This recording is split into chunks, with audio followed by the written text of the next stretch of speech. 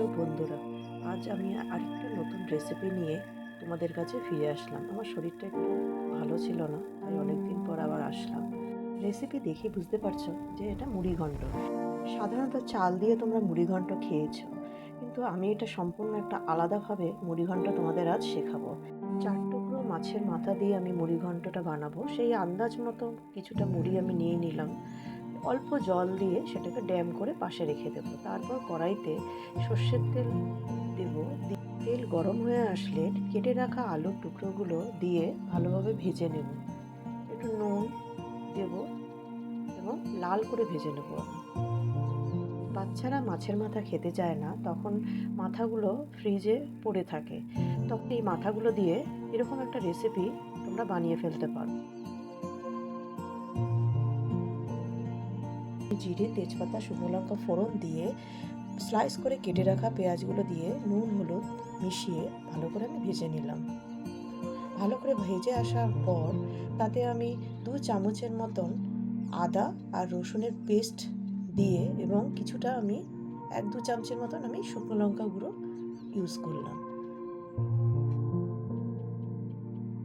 যে যেরকম ঝাল পছন্দ করো তোমরা শুকনো লঙ্কার গুঁড়ো ব্যবহার করতে পারো। আমি 2 স্পুনের মতন দিয়েছি, সাথে ধনের গুঁড়ো 2 স্পুন ইউজ করেছি এবং 1 চামচের মতন আমি গরম মশলা পাউডার দিয়ে মশলাটা ভালোভাবে ভাজতে থাকলাম পেঁয়াজের সাথে আর আদা রসুন পেস্টের সাথে। ভালো করে ভেজে আসার পর যখন দেখব মশলাটা একটু শুকিয়ে আসছে, তখন আমি কন্টেনার ধোয়া জলটা অল্প অল্প ইউজ করে আরেকটু ভালো করে মশলাটা আমি কষিয়ে নিচ্ছি।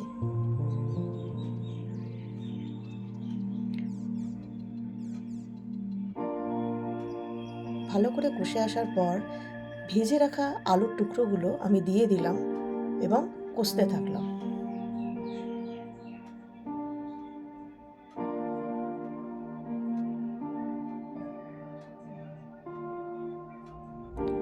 ভালো করে কষে আসার পর আমি ওতে যে ভেজে রাখা মাছের মাথাগুলো, এখানে আমি রুই মাছ এবং ইলিশ মাছ দুটো মাথাই ইউজ করেছি, কারণ বাচ্চারা একদম মাথা খেতে চায় না বলে ওগুলো ফ্রিজে পড়েই থাকে, তাই আমি এইভাবে রেসিপিটা বানালাম। মাথাগুলো দিয়ে মশলাটা ভালো করে কষতে হবে, দরকার পড়লে একটু জলও ইউজ করতে পারো।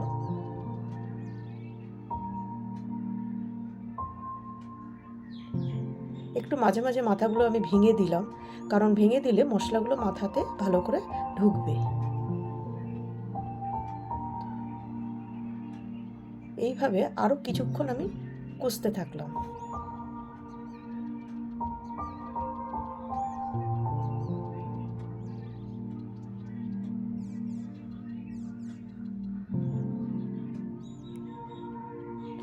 কষে আসার পর আমি অল্প অল্প করে জল অ্যাড করতে থাকলাম, কারণ না হলে কড়াইতে নিচে লেগে যাচ্ছিল, জ্বলে যাতে না যায় তার জন্যই আমি জলটা অল্প ইউজ করলাম।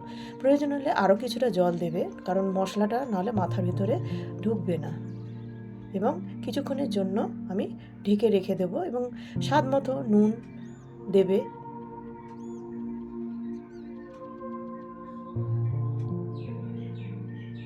আমার মনে হলো আরেকটু জল দেওয়া প্রয়োজন, কারণ আলু এখনও সিদ্ধ হয়নি, 50% কুকড হয়ে আছে। আলু যাতে ভালোভাবে সিদ্ধ হয় তার জন্য কিছুক্ষণ আমি গ্যাসটা সিমে করে আমি ঢেকে দিলাম। 20 মিনিট সিদ্ধ হতে দিলাম এবং মাঝে মাঝে খুন্তি দিয়ে আমি নাড়িয়ে দেব, কারণ নজর রাখতে হবে নিচে যাতে লেগে না যায়, নাহলে ঝুলে যাওয়া একটা স্মেল আসবে সবজির মধ্যে।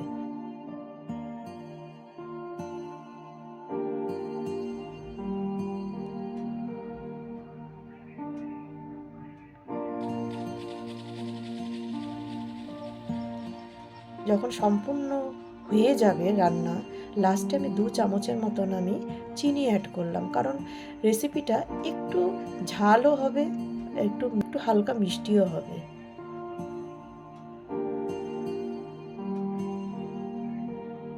যখন সম্পূর্ণ রেডি হয়ে যাবে, ড্যাম করে রাখা মুড়িগুলো যে আমি রেখে দিয়েছিলাম সাইডে, সেগুলো অ্যাড করে আবার কষতে থাকবো।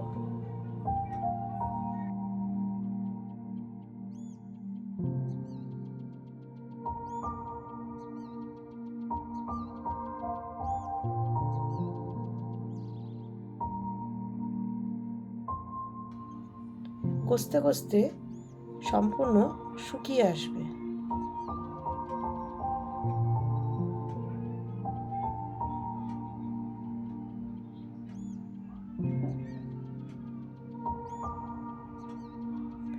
যখন সম্পূর্ণ এটা রেডি হয়ে যাবে তখন 1 স্পুন ঘি আমি ছড়িয়ে দিলাম এবং ঢেকে দিলাম। আমাদের সম্পূর্ণ রেডি রেসিপি।